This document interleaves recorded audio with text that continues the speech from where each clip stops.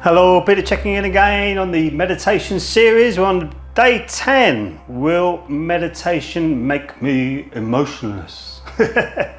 No, not at all. In fact, it will help you to feel deeper emotions. Actually, it helps you to see the cycles that you're stuck in, that you can't seem to get out of.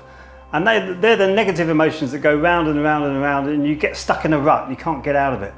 Meditation will help you to really see that rut and to change your consciousness, your action, the way that you do things to get around this cycle that you get stuck in. It doesn't make you emotionless, and in fact it makes you feel your emotions more, but you're more in control of them.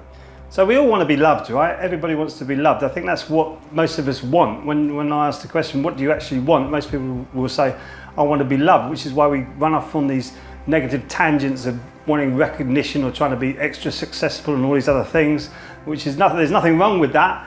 But if you're doing it just to be loved, you'll find at the end of it, there's no love coming back. So it's actually, you do better to serve people rather than to try and get the recognition for yourself so it comes in. And meditation really helped me to realize that for myself, and I want to share that with you.